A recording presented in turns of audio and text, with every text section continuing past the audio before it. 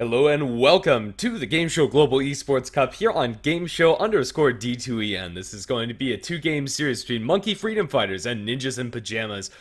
A very good matchup, and both of these teams I suspect would be pretty top contenders to move on inside their group. If we take a look at it for a second, the other teams inside their group are by no means no slouches, but NIP and Monkey Freedom Fighters do have a pretty good shot at moving on. So we'll have to see how this matchup is going to fare as far as how these teams traditionally do against each other. Monkey Freedom Fighters in their last head-to-head did take out the series 2-0. Ninjas in Pajamas have been looking a little bit shaky as of late, but in general I'd say NIP are probably the better and more consistent team. It is worth noting that Monkey Freedom Fighters were playing with a slightly different roster when they beat NIP. So going into this draft now, we're going to see Io, Darkseer, Doom, and Queen of Pain being the bans early on from both sides. And a first pick Night Stalker for Monkey Freedom Fighters responded by a Dazzled Gyrocopter for NIP, and then a Shadow Fiend pick after the Night Stalker.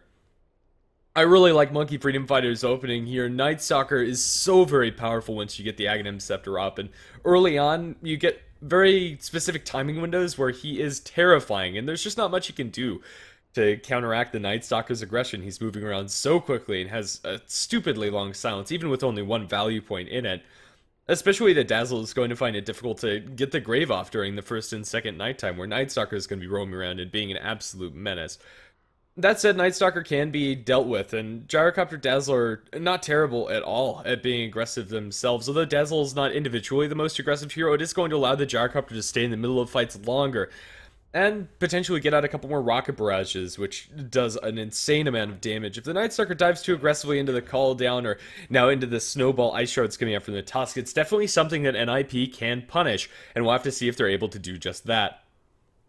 The other couple of bans, the Disruptor and Bane, have been banned out. Another couple of supports that could have worked pretty well for either of these sides. A lot of emphasis is being placed on the supports in the second picking stage, as neither of these teams really want to show their hand fully as to what they want to do. But I think Monkey Freedom Fighters have at least the potential to go a little bit more on the aggressive side, with the Shadow Fiend and Night Stalker as the engine to propel them towards that aggressive state. Shadow Fiend can get involved very early on, although he is adept at flash farming. Usually you'll turn that into a mechanism. A very fast mech for the team could allow you to take some early engagements, even through the sustain of the Dazzle and the early fighting power of the Gyrocopter. Monkey Freedom Fighters might be able to combat that, and although this next pick that I'm going to suggest isn't necessarily going to be on that train of play or in that style at all, Winter Wyvern is available for some reason, and it would have been a great pickup for Monkey Freedom Fighters, but also the Juggernaut.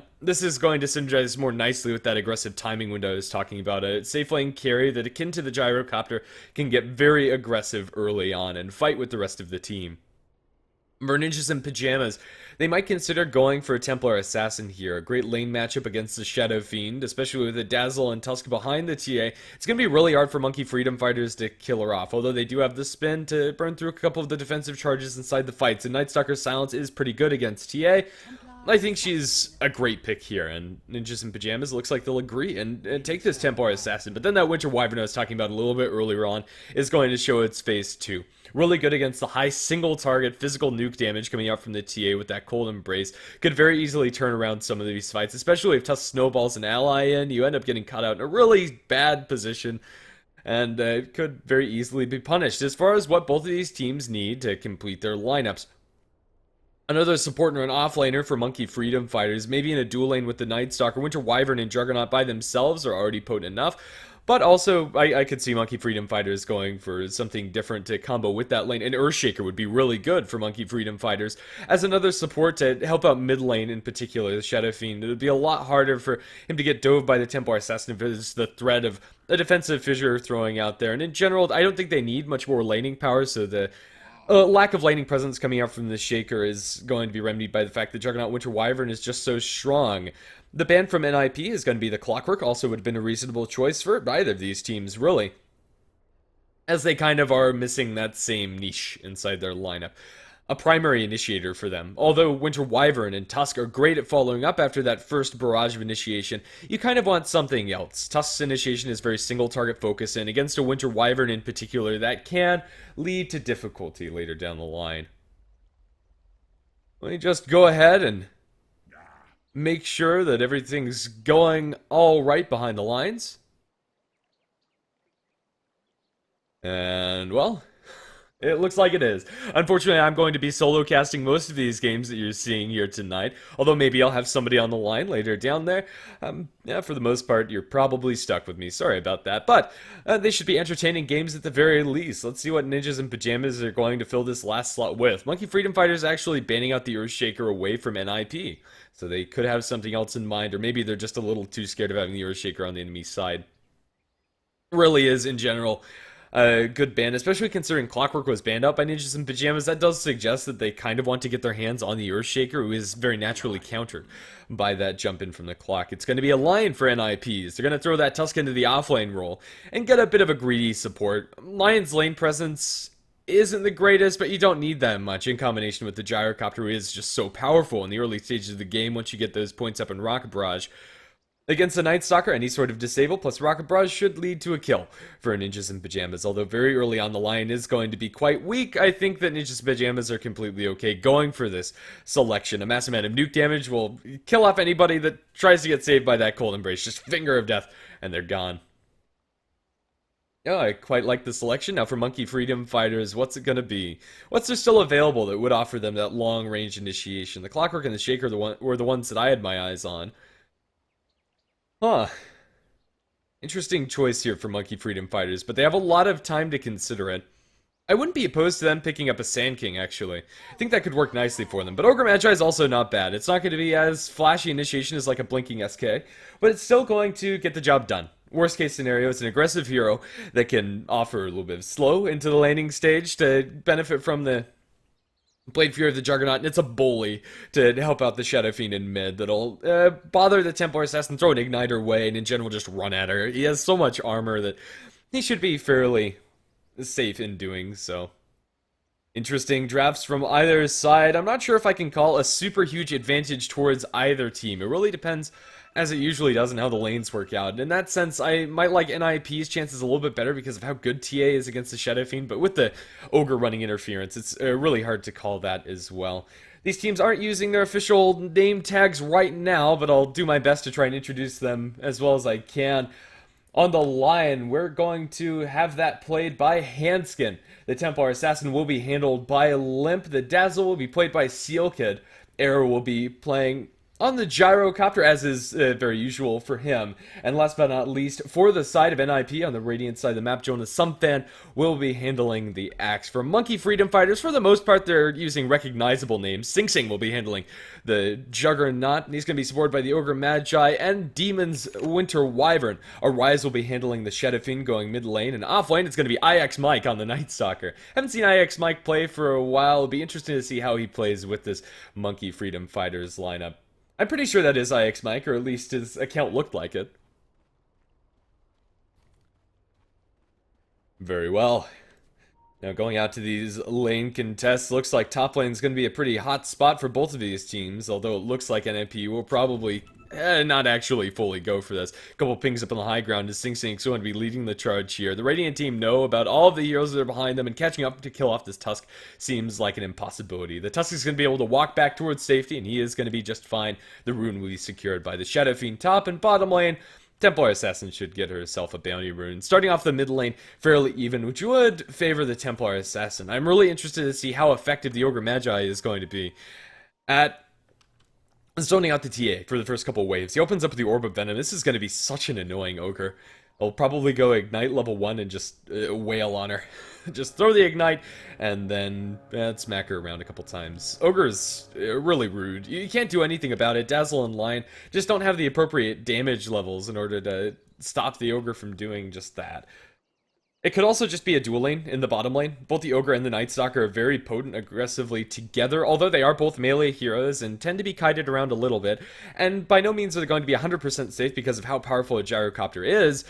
They're both so beefy and have so much chasing potential, especially with the Orb of Venom thrown in on top of the Ignite and Void Slows, that they might be able to kill off, especially the Lion if he gets caught out of position. A very clunky support, even with Boots First, is only moving at 340 movement speed. With the vast amount of slows that they have, they could very easily catch him off guard if the Lion is not very careful. That said, I don't think he will be our first blood this game. And honestly, I'm not sure who is going to be giving up that first blood. It could probably happen anywhere on the map. It depends on where the rotations end up.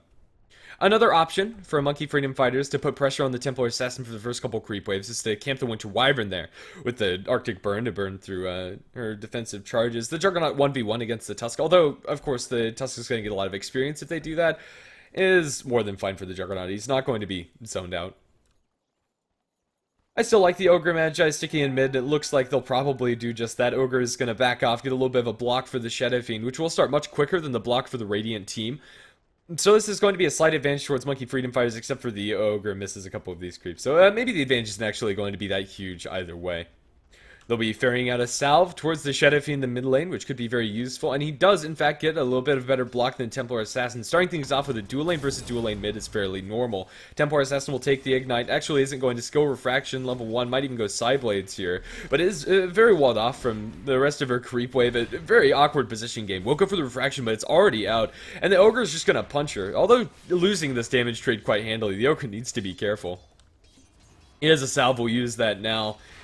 And the Shadow Fiend isn't able to get any of these CS yet. If he gets a couple of these souls, Arise is going to be feeling much more comfortable in that mid lane against the TA. But for now, the Templar Assassin is sitting at 3 and 2.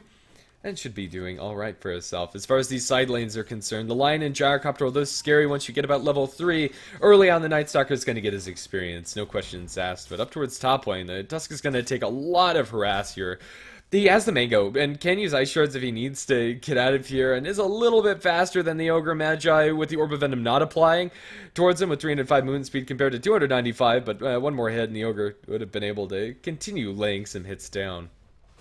Radiant team are getting a slightly better trade across the map, but only just. In fact, the Gyrocopter is getting a little bit less than the Juggernaut, which will make up for the fact that Shadow Fiend started off a little bit slow, but by no means is Shadow Fiend doing poorly. In fact, after a couple more CS, is almost dead even with the Templar Assassin, 7-1 to 8-3. For all intents and purposes, this is an even lane. The Templar Assassin, however, started with less stats-heavy opening, so he's going to have her bottle now, and will be able to spam out the Refraction a lot more liberally, whereas the Rise will have to wait for a while. If she's able to get a couple more harassment shots into the Shadow Fiend with the side blades, that could be relevant under normal circumstances, but he also has the salve that he hasn't been forced to burn through. The SF should be fine.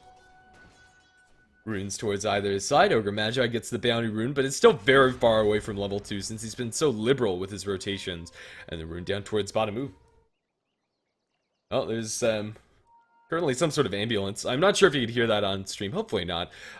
But the Invis rune is going to be secured by the Lion. A level 2 Lion has access to both of his disables. Although level 1 Earth Spike's pretty middling, this might set up for a kill on the Shadow Fiend. The Shadow Fiend probably spotted out the Lion picking up that Invis, or at least sitting around that area, so I think Arise should be fine. His courier is going to deliver out his bottle safely, and he is going to be back under his tower and gets himself to CS2, outlasting the Templar Assassin there. Now that he has 19 souls, is so much more comfortable in this lane.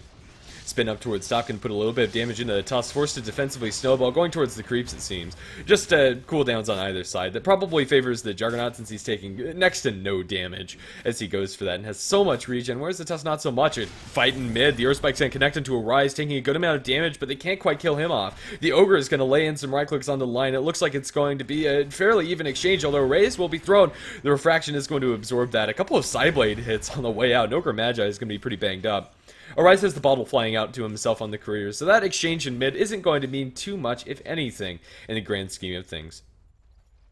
Ike's Mike on this Night Stalker has managed to find himself level 3, but isn't having a great time. The Gyrocopter has level 4, and he really does need to respect the damage output of that Rocket Barrage if he is caught up by any sort of disable. Under a tower, Rise is going to bottle up and maybe decides to crow again, but since it is so close to the 4-minute rune spawn, he has some help from the Ogre. It looks like that's not going to be the case. The Ogre Magi really is sacrificing himself to try and make sure the Shadow Fiend has a good time, and for now he's 17-5 even more or less compared to the Templar Assassin, although behind by 1 or 2, it really doesn't mean much. he's doing his job. Although this is going to be a pretty sad ogre. I'm not sure when he gets boots, if he gets boots at all for a long time in this game. They really would like to get this ogre involved in kills, and that's the best way to get Ogre Magi an early advantage. It would be really nice for them to give the ogre some of the experience from stacks, and there is quite a sizable one in the large camp for the Shadow Fiend. That's another way they can bring him back to relevancy. By no means is Ogre Magi shooting himself in the foot with all this help on the Shadow Fiend, and far from it. It's really beneficial for the team to make sure that Arise has a good time. Really an even start across both of these teams' lineups. Arrow down in bottom lane has managed to find himself phase boots and is at the top of the last hit chart. I don't think anybody's surprised here. The Gyrocopter, it really isn't pressured that much by the Night Stalker being in his lane, but this is a level 3 Night Stalker at the first nighttime. Can now start playing a lot more aggressively. 2 points in Void, although not super impressive, is impressive enough to kill off some of these supports with help, or maybe even the Templar Assassin, although that would be a lot easier with Crippling Fear. It's usually not until the second nighttime that Night Stalker really kicks things into gear and really starts picking up the momentum. Arise is going to mop up that quad stack inside his large camp. A lot of gold for him, but they don't give the experience to Ogre Magi from that stack. Instead, it's going to be the Ogre to sit in mid and soak in the absence of the Shadow Fiend. Eventually, he'll get there. It really is kind of sad to see an Ogre this starved for levels. I like to see a very quick level 6, but down towards bottom lane, the Lion, and as well as the Night Stalker trading blows, the Rocket Barrage damages split, but now that they find the Winter Wyvern, that's going to be first blood. Drawn by the Lion. Now, very easily done there by NIP, although the Night Stalker is pretty tanky with large HP pool. Winter Wyvern not so much, is very, very slow. Now TPing mid, they want to save their Templar Assassin, but it's not quite fast enough. Shadow Fiend draws the blood there. Just shy of being first blood for Monkey Freedom Fighters. If that kill on the TA happened earlier, the only reason they're able to go for it is because of a dive on bottom, however. Shadow Fiend now really happy in the mid lane. Although First Blood is nice since it goes the way of the Lion, although by no means is that a bad thing to get farm on a Lion. An earlier Blink Dagger on him could be amazing. It's also going to be dampened by the fact that he might die here, although Gyrocopter coming in with the Rock Barrage is going to zone them out. Ike's Mike as well as the Ogre Magi do need to run. No boots on this Ogre is going to be chased down. They have no points of Poison Touch. Do they even need it? The Rocket Barrage is there, and that's going to be the death of the Ogre in just a little bit. But Night Stalker gets the Lion kill in trade. This really feels like nobody's coming out massively ahead except for the Shadow Fiend. And even then, it's not a disadvantage that Templar Assassin can't come back from, especially if they were able to make some Ancient stacks for. But right now, the Ancients have previously been taken. And it wasn't enough just by itself to bring the Templar Assassin back to a super happy point in this game. I think she's going to be doing alright for herself. Slight advantage for Monkey Freedom Fighters in this laning stage, but a call down towards bottom lane. They catch up the Winter Wyvern under tower, however. Arrow's going to be taking a couple of tower shots, and the right-click damage from the Night Stalker going to drop him low. Waiting for the Shallow Grave, nicely timed there by the Dazzle. Is that enough to get him out to safety, however? With the Omni Slash, the Dazzle dies, and they save the Gyrocopter for later. 2 kills. Very cleanly going the way of Monkey Freedom Fighters. They dive too deeply for that Winter Wyvern inside the tree line. Although it's a good read to know that there's a support there, Sing Sing was ready with the TP support, and in and of himself, the Night Stalker is pretty terrifying. Has himself level 6 now. This first nighttime's been a fast success for IX Mike. Now in mid lane, Lion looking for the TP away. Double raise, dead Lion. Very easily done there by Arise, even with no ways to cancel that TP. They have the damage, and Lion's just way too squishy to stand up to 2 maxed out raises. It does an absurd amount of damage. The Shadow Fiend 7... having a grand old time. 2-0 and 0 for Arise. NIP have kind of missed one of their major windows to stop him. Although their Tusk in the offlane is getting a reasonable amount of experience, the Night Stalker is getting an exceptional amount. Until you have level 6 on the Tusk, going for this kill on Shadow Fiend is very difficult. Now the spin damage onto the Tusk is going to be quite significant. There's nothing to roll to. And now the Tusk is going to take a couple more auto attacks on the way out. He's going to have to defensively snowball and will under tower onto Sing Sing. Sing Sing's going to pull him away from the tower, and the Ice Shards don't wall him off. One more right click and Sing Sing finds the kill. Although Courier tanks a tower shot on the way out, is not going to die. There's nobody else to finish off the deal. Juggernaut goes perhaps a little bit deep for it, but this one isn't punished. It's so much harder for NIP to make those turnarounds. Now, although they could have, in theory, with the Gyrocopter, his TP was on CD as he went back down to the bottom lane to farm, but is getting a lot of damage on this tier 1 tower in trade. So that is going to be some silver lining for NIP. This gyrocopter is getting a lot of levels and a lot of space in general. Sing Sing taking a lot of damage from this Dazzle. The Yo Bomb of the Creep Wave did quite a number on him. He'll survive, although not comfortably, but down towards bottom lane, they'll die for the Night Stalker. He's able to get the Void out into the gyrocopter. Raze kills the Lion. Arise with the killing spree. Nicely done there, but won't be able to kill off the gyrocopter. Dazzle up towards top lane is going to Shallow Grave himself, getting doped by the Ogre and Winter Wyvern. They bring the TP from the gyrocopter. He has no cooldown, but he has the Rocket Barrage, and that's enough to hit the return kill on the Ogre. After such a very passive start to this early game, the aggression has kicked up, and it's not slowing down. That's perfect. Absolutely perfect. The way we like to see it. And now down towards bottom lane might end up going down again, although with the Earth Spike will buy himself some space. This Arise Shadow Fiend does demand that room, however, and is going to have a very quick mechanism. About 300 or so gold till he has that all the way done. He'll send the Buckler out to himself, Headdress still on the courier, or in the stash rather, not in the courier. And in 400 gold, he's ready to group up with his team and take down towers. Juggernaut, even without any points in Healing Ward or Crit, is doing so much damage with the spin and the Omni Slash that he'll be able to contribute quite a lot. A very stats-heavy build coming out from the Jug, but I think that's just fine for them. Although, personally, I might have liked to see 1 point in the Healing Ward, 1 point in the Crit, or just 1 point in the Healing Ward, really. Whatever floats your boat. It'll get there eventually. The Juggernaut's farming very well for himself, and he's going to get himself drums, and is, for the most part, battle-ready. As in 10 minutes in, Monkey Freedom Fighters have found the window where they can control these engagements. The timing window they want to hit hard is this Night Stalker's second nighttime, which is going to be incoming fairly quickly. Tier 1 tower in the bottom lane going to be fortified as they bring in the Ogre Magi to pull off the creep aggro and get a little bit of experience here. Considering how long this Ogre sat at level 1 and level 2, this amount of farm for him is fine. They're going to get the tower deny. Nicely done there. The Earth Spike is too early because that TP was a long one from Sing Sing. And now Monkey Freedom Fighters successfully get the tower deny and now might be able to take a fight afterwards. Bloodlust on Juggernaut is a pretty incredible way to boost his damage output. Although, for now, the Ogre has invested very heavily into the risky build, the Fire Blast build. If you get the multicast to work with the Fire Blast, it's amazing. Else, it's a little bit mediocre. Eventually, we're going to see that max out Bloodlust, and a Bloodlusted Shadow Fiend, and a Bloodlusted Juggernaut, and heck, even a Bloodlusted Night Stalker. All of the cores coming in from Monkey Freedom Fighters benefit heavily from having that. Up towards top lane, IX Mike will get the silence, and TP, whew, that was close. Tusk not able to get that snowball quite, but down the bottom lane, they're going for a dive to get the Winter's Curse, and the Raze connect on the Gyrocopter. One Raze will miss, but the right click won't. Arise is dominating, and short Raze for the double kill. Mega kill spree on this Shadow Fiend. He is getting huge. And NIP, although the Templar Assassin isn't so far behind when it comes to her farm progression, her net worth, her impact inside these fights is nil. She's not joining the fights, and even if she were, Raze is such a powerful early game spell that she really can't compete. Tier 1 tower in bottom lane is going to fall, but maybe they'll get a Tier 1 tower in trade, although it looks like with a couple of TPs, Monkey Freedom Fighters want to stop this. One of the TPs will be cancelled, but Shadow Fiend will defend his tower. Now with the Void and the Silence and the Dazzle, he's silenced for so long Raze! And Arise is unstoppable. Poor Dazzle, he just can't do anything about that. It's a 5-second silence, only 1 point from IX Mike, but 5 seconds feels like forever. It really does. If you're one of these squishy supports, and you really just can't stand 5 seconds, even if it was just right clicks, and let alone the raises. Tier 1 tower in mid lane is going to fall in favor of Monkey Freedom Fighters as they're picking up momentum and picking up a lot of map control that NIP aren't really prepared to deal with. A lot of their issues rise from the fact that there's a Shadow Fiend on the enemy team. That pun was completely not intended. But because this Tusk isn't able to find solo kills, really. They're so grouped up, and even the heroes that he could jump onto, the Cold Embrace from the Winter Wyvern is going to make it very difficult to kill off that support. Ogre Magi is naturally tanky. The Night Stalker, the Shadow Fiend, Juggernaut are all fairly invulnerable to the amount of damage that Tusk is able to put out in burst, or at least don't die from the initial barrage of spells, and Tusk just won't have the appropriate follow-up.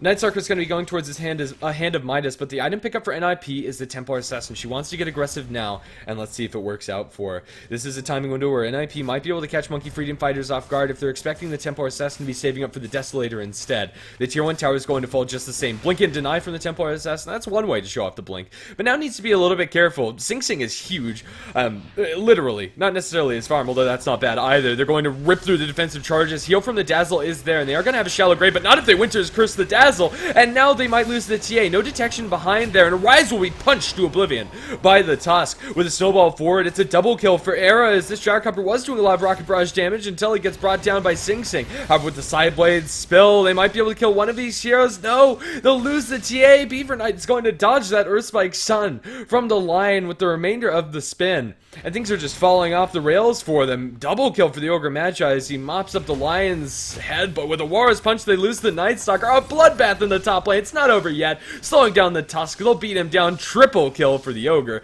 And just like that, he has 1,400 gold pretty casually after that last fight. It's really hard to call who wins that last engagement because of how fight recaps work. But in just a second, we'll take a look at the graphs. It looks like Monkey Freedom Fighters get a slightly better exchange when it comes to gold, although now they do need to be careful. Ogre Magi is tanking up all of these creeps as Juggernaut mops up a pretty hefty stack.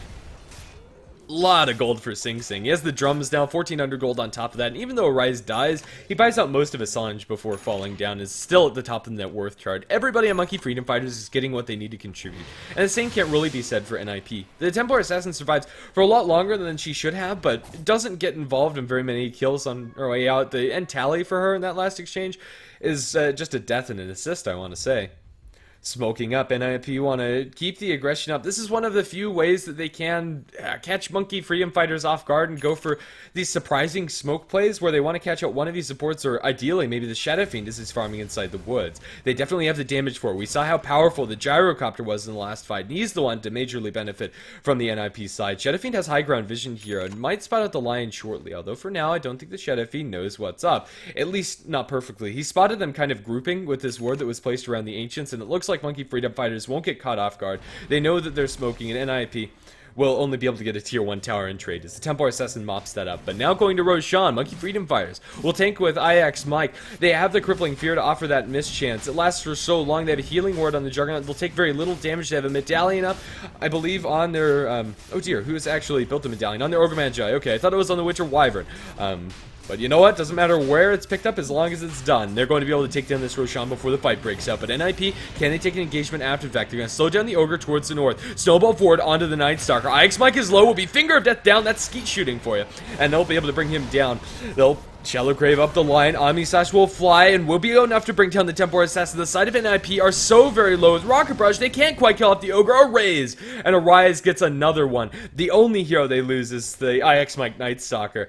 And as his Midas running, we'll be able to come back in the game, although losing his life is far from ideal. It's also far from terrible for Monkey Freedom Fighters. They also maintain control of that Aegis the Immortal on the Shadow Fiend. Now ready to push down mid lane. Monkey Freedom Fighters, tier 2 tower is falling, and NIP are finding it very difficult to do anything about this. They've tried multiple times to rotate onto the enemy side of the map and look for kills, and it feels like this Blink Dagger isn't doing enough for the Templar Assassin. She blinks in, but she just takes way too much damage after a refraction gets burned, and there's so much spell instances coming out from Monkey Freedom Fighters to take that down. The Ignite, the spin from the Juggernaut in the last couple of engagements, or even just that many heroes right-clicking her. She doesn't get the burst kills that Templar Assassin kind of relies on in order to function inside these fights, and now there's no great way for her to come back into the game since her Ancients have been warded, and they know if she was farming those Ancients, but they've also been blocked by the Sentries, and Monkey Freedom Fighters are just accelerating themselves very quickly. NIP, without access to Ancients, will consistently fall behind in this game, and Era's also not getting enough to carry this game yet. The biggest issue I have for NIP is not the Templar Assassin and the Gyrocopter, it's the fact that this Lion doesn't have his mobility tool, doesn't have a Blink Dagger, a way to get inside these fights, and he's just way too squishy with only 720 now, max HP as he ticks his level 7 mark. 720 HP means nothing for the Shadow Fiend. That's a right click and 2 raises, near enough. And now the Sanjinyasha is done on the Shadow Fiend. They have the power treads for Night Stalker on that Courier too. And it looks like Monkey Freedom Fighters have found themselves with a lot of momentum under their belt. Now, how do they transition this into tier 2s? I'm tempted to say that they can just straight up walk into them as soon as they have their ultimates up and running. And Winter's Curse has come off of cooldown, Juggernaut's Omni Slash is available. But they're also not under a huge amount of rush. Shadow Fiend and Juggernaut's late game scaling is comparable to that of Gyrocopter and Templar Assassin, especially if they're an item ahead, which right now the Shadow Fiend is. Ooh, no, NIP. They really don't want to fight into this Aegis. Right now they're just trying to scrap together as much resource off of the map as they can. As much gold, as much as experience as they can muster. Monkey Freedom Fighters continue to extend this lead, although that extension of lead has slowed down a bit as they're not playing super aggressively. And NIP are playing fine for being behind, but they need to be able to turn one of these fights. And the initiation edge for Monkey Freedom Fighters feels like it's just a little too much for them to deal with. Tusk can't comfortably commit, although he does have the drums, and that is going to help the team. Now the tier 2 tower in bottom lane is going to be heavily pressured. I don't expect NIP to make a wholehearted defense for this, or a defense at all, really. It's just going to fall, as they try to get as much in trade as they can for it. And they'll get a tier 1 tower in mid. That's probably okay for NIP, although of course the tier 2 tower for Monkey Freedom Fighters is better for them. At least NIP gets something, and a little bit of tier 2 tower damage up towards top. A double damage TA, with or without the Desolator, is doing quite a lot to this tower, and maybe it actually favors them, but Monkey Freedom Fighters going high ground here. Call down will mop up the majority of the creep wave, and the rocket barrage the rest of it. And Monkey Freedom Fighters get a very substantial advantage there, as the top tier 2 is almost going to be put into deny range. That's really nice for them. NIP avoid the fight, and they take down the majority of a tier 2 and a tier 1 in trade for only the tier 2 tower with negligible damage on this tier 3. Monkey Freedom Fighters are a little bit on the back foot now, but still farming up very swiftly on the Shadow Fiend and the Juggernaut. Looks like BKB for the Shadow Fiend will be his next item of choice as Winter Wyvern gets caught out inside the woods. Tusk finds the initiation, but Silent Step can't go any further for it. Arctic Burn over the trees. Will they find the vision? The Cold Embrace will buy Demon a little bit of time, but is eventually going to go down. Gyrocopter secures it. On the retreat. It is not going to be a clean one coming out for Monkey Freedom Fighters. NIP, after those last couple of exchanges, are now right back on their feet. I think they've successfully worn out the time that the Aegis the Immortal is going to be on the side of Monkey Freedom Fighters. And that Roshan for them is not really meaning much, if anything. It's going to expire in 30 seconds for a rise, and without that Aegis is a lot less scary. I think Monkey Freedom Fighters will wait until they have a BKB up for their Shadow Fiend before they wholeheartedly go for another aggressive movement, unless they can find somebody out of position. Of course, they're going to posture for that type of movement, but wait for the BKB on the Shadow Fiend, wait for the Blink Dagger on the Ogre, and probably... Oh no, don't wait for anything on the Winter Wyvern. Never mind. She's a little bit under-farmed, unfortunately. It happens. At least she has a lot more than this Dazzler is operating with just Brown Boost Magic Wand. TP out by the Templar Assassin towards the north. Pinged out by the Juggernaut. Knows exactly where she went, but they can't stop that. So they are going to be repelled. Sing Sing has his completed Mantis style. And is going to look for a Templar Assassin to see if she was sticking around. But she has since long TP'd away. Monkey Freedom Fighters still probably have the advantage inside these fights, but the Lion's Blink Dagger might make a pretty big difference for NIP. It gives them the ability to start fights, and that's absolutely amazing.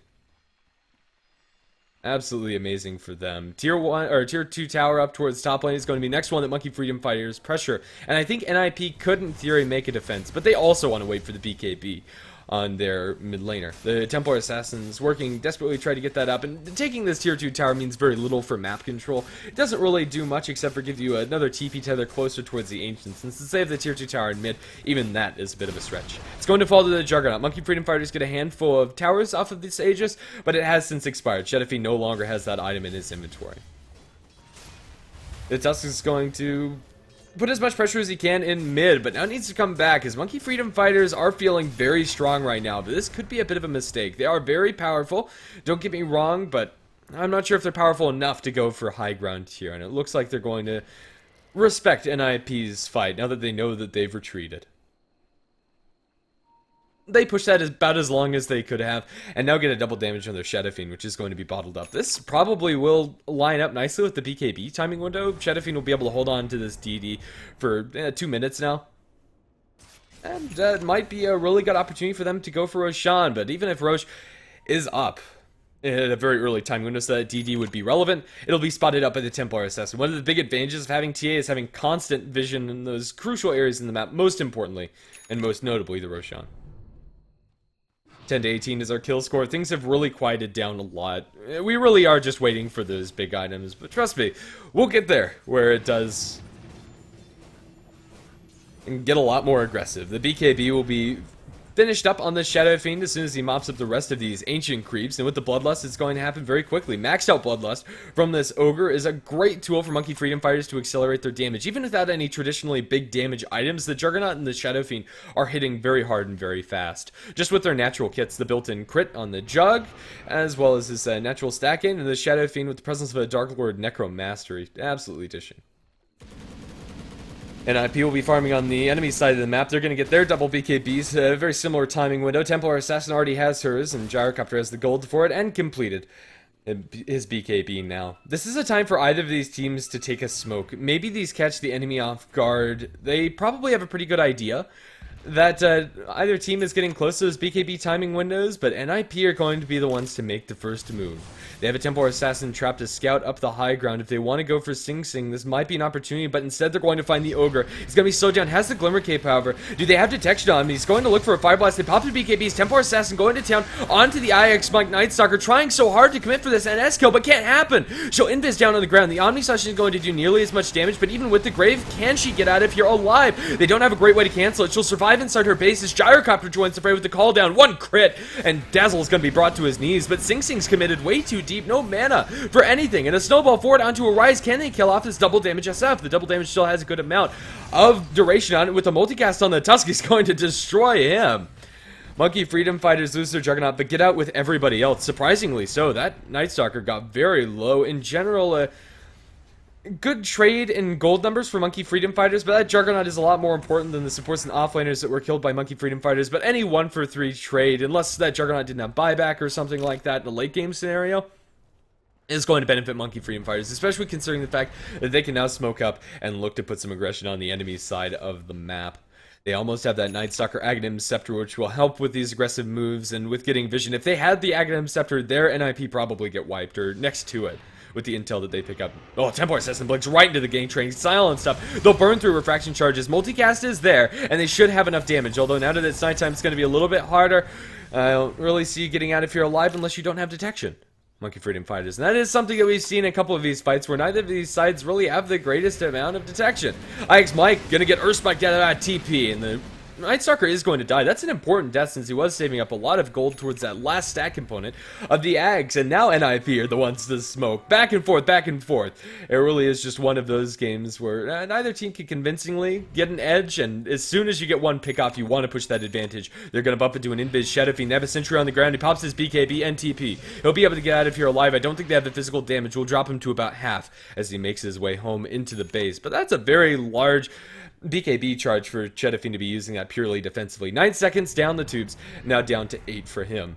The BKB status on both of these teams is going to very rapidly diminish. 9 seconds still on the Gyrocopter and the Templar Assassin both, however, will give NIP a slight edge as they go into the Roshan pit.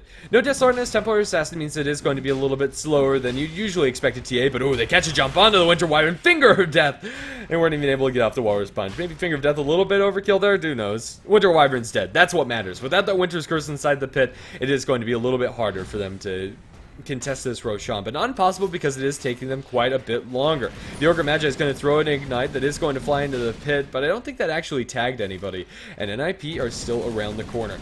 They're bringing in the Ogre in the front. The Night Stalker doesn't have his Ag Scepter, so catching the vision for this fight could be a little bit difficult. It's up towards the north. They are going to start smacking onto the Tusk. He's going to snowball forward, and the Omni-Slash angle really isn't there for Sing Sing. And he can't really commit it. They need to go into the backlines as the Glimmered Shadow Fiends take a lot of damage to the right clicks of the Gyro and the Templar Assassin. Their Rise will pop the mech. Still pretty survivable. Blink Earthspike connects onto 2. That's a dead SF, and it might be a dead Ogre very quickly. Meld Strike will be committed. The minus armor there. That's going to be another kill for NIP. Although they do lose their Lion to the Juggernaut, and that's unfortunate. Lion, might have been in a bit of an awkward spot there. Caught in the back lines. It's going to be a 2-for-1 trade, but the more important thing is that NIP get the Roshan and get the Aegis given towards the Templar Assassin, I believe. Yeah, Templar Assassin now at that second life is going to be able to go pretty ham inside these fights, and I still think going for Desolator is a great option for TA. Although the order of operations might be different than what we're used to seeing, it's still such an effective item on the hero that's a shame to see it passed up. But maybe she decides to just go for a crit. No matter what it is, get a damage on him, TA. You deserve it. She's been surviving long enough inside these fights and is contributing quite a lot to the team, which is doing well for her. But even without a big damage item on the TA, Gyrocopter is working towards an MKP and is really starting to do a lot. Monkey Freedom Fighters are getting picked apart a little bit. It was kind of weird for them to try to go for that Roshan contest without the Winter Wyvern. Maybe it works out, but the Juggernaut just got kited for too long and was pulled off towards the left half of the fight without much ability of getting back into it. And there's going to be your Desolator for the TA. It's done. Flying out to herself will probably replace the Aquila, maybe the bottle. I don't know. up to the Templar Assassin. If there was an Aquila on the Gyrocopter, maybe getting the bottle is still better, but it's a great efficient item to have in your inventory. You can't really knock it. Either way, I think the Templar Assassin can be justified. Shadow Fiend walks around the corner. He's passed by Trap Vision. He's going to walk into the entire enemy team. He has the BKB and now can't TP because of the Aura's Punch being spent, but the damage might still be too much. He doesn't have the TP cooldown, turns for a Requiem and a couple of raises. He's walled inside those Ice Shards with a triple multicast. The Tusk is going to die. Desolator is going to town onto the Ogre Magi, but is fairly tanky. They're going to focus down IX Mike instead, and he just doesn't have the armor to back this up. Even with the vision, Monkey Freedom Fighters are going to lose the engagement as NIP take a 2-for-1. Now look for more. Earthspike connects on the Winter Wyvern. Cold Embrace isn't going to save you here. The Rocket Bra is still doing some damage, and as soon as you're out of that Cold Embrace, Metal Strike, auto attack, and it's gonna be Era to get the triple kill on the Gyrocopter. NIP are executing these engagements so nicely. Monkey Freedom Fighters, it felt like they had a very commanding lead in this game not more than 10 minutes ago. In fact, just about 6 or 7. Monkey Freedom Fighters were the ones with a vast advantage when it comes to net worth and control, and I thought they'd get that Aghanim Scepter on the Night Stalker, find all of the fights, but no, NIP have just been very diligent and very good at keeping them at bay and splitting up these engagements nicely. A very effective usage of their cooldowns, and maybe one too many defensive BKBs, and Arise has hurt his ability to join these fights. Tier 3 tower is going to be dropping very low as they TP the Ogre Magi into the backlines. The cooldowns onto the ground will clip onto the Ogre. But NIP get a tower for next to nothing committed from them. Not even the Aegis of the Immortal, which still remains in the Templar Assassin for about 2 minutes now. Templar Assassin's getting close to where she can consider going for an MKB or Daedalus of her own. With the Shadow Fiend's Talisman Evasion, MKB looks a little bit more attractive, but it depends on who she wants to kill. Daedalus would definitely be better for dealing with the Ogre and even the Juggernaut. Actually, no, Juggernaut has the Talisman Evasion himself. Okay, MKB's your item, Templar Assassin. We'll see. Maybe she has something else in mind. NIP are now sitting with a lot of momentum. Even though they're down in kills, they, for the first time in a long time, are going to have an advantage in gold, although by no means is this something that Monkey Freedom Fighters can't fight into. It's a very slim lead, although with the way they're taking these engagements and how convincing they're taking these engagements even when they were behind, NIP still feel like they're the favorites going to the next one, but maybe not with this smoke wraparound angle. Sing Sing's on the high ground, but they're fighting into a double damage TA, and I don't think they really want to. Sing Sing's going to commit the Omni Slash. They're not able to get a defensive snowball. The Omni Slash goes on the high ground, mostly absorbed by their fraction. Now that the snowball comes through, they're going to get a lot of stunning action on the enemy side. Templar Assassin's going to purge the DD off of herself with the PKB, and I'm not sure how long it had anyway. Getting a couple misses onto Arise won't be able to mop up that kill, but with the Finger of Death, they'll lose the Juggernaut. Monkey Freedom Fighters are just falling apart here as they get ripped to shreds by Era's Gyrocopter. They'll lose the Tusk to avoid from the NS, but they're losing way too much. Meld Strike, Arise dies! He gets the Aegis in return, I suppose, but it's a full 5-man wipe. Shadowfiend gets the line with the Death Requiem and at least gets something in return, but that is a huge victory for NIP by every metric. 7,000 experience going in their favor. Although the swing is a little bit less compared to the enemy team, as they did pick up a lot, especially on the SF. NIP are going to be so happy with how these fights are going. I was so surprised that Monkey Freedom Fighters tried to take that engagement. I mean, of course, Templar Assassin didn't have the DD for a long time inside that fight. Whether it expired or purged off or was purged off by the BKB, I'm not entirely sure. But NIP now are in a situation where they can take melee barracks. The buyback's available for the Shadow Fiend and the Night Stalker, but nobody else, so they're gonna have to wait for them to naturally respawn, and by the time they do, the Desolator TA has already taken out your buildings. 30 minutes into this game, NIP have found such a big opportunity to take this game, as Monkey Freedom Fighters just 1 or 2 sloppy engagements, and NIP are in a commanding lead right now. It's going to be really hard for MFF to take these engagements unless they find a good Winter's Curse. And that's so very hard for Demon to do this game because he's very under-farmed compared to what you'd like your Winter Wyvern to have at this point. Bare minimum, you want a Force Staff or a Glimmer Cape or a Blink Dagger. One of those about 2,000 gold items. And although Winter Wyvern is going to be going towards that Glimmer, only has the Cloak and has been forced into super support duties. They give more space towards this Ogre. You're able to Glimmer Cape the Winter Wyvern in, but really at this point they need a Blink Winter's Curse to catch the Templar Assassin out, either to kill off the TA or for TA to kill off one of her allies. She is doing just that much physical damage that she needs to be dealt with, and then you probably won't have a Winter's Curse for the Gyrocopter. I don't know. It's such a hard call to make because both of these cores are doing so very much. And the Omni Slashes in the last couple of engagements, although by no means is Sing Sing's KD bad, just haven't done much, really. He's not finding the good angles, mostly absorbed by refraction. If they're not absorbed by refraction, it's isolated on the sidelines where it just doesn't do enough damage. And now they also have the Frost Mage armor picked up by the Helm of Dominator creep. They're going to catch Demon in the sidelines. The Snowball connects. And Demon, I don't see you getting out if you're alive. There's no course of action, really, except for a little bit of a delay. Yeah, it's a Demon. He knows that. No mercy coming out from Ninjas in Pajamas. And they shouldn't be showing mercy. This is one of the other contenders for that top 2 slot in the group of 7 teams. And it's very important that they move on this GameShow Global Esports Cup. NIP have been looking a little bit shaky, but they're not looking shaky now. They're going to take a tier 2 tower in the bottom lane. The last remaining outer tier tower for Monkey Freedom Fighters hits the deck. And although MFF are in the top lane with Sing Sing as well as IX Mike, this really just doesn't trade nearly as quickly. Although the tier 3 is already a little bit damaged there, by the time they take this down, their tier 3 is going to fall, and going for the barracks afterwards is so much easier for NIP with the raw amount of physical damage. They take the racks for free. Monkey Freedom Fighters can't do anything in return, although now they bring in the Shadow Fiend. Maybe they can get this trade. But even if it is a traded barracks, NIP might be able to get a couple of these kills in the retreat.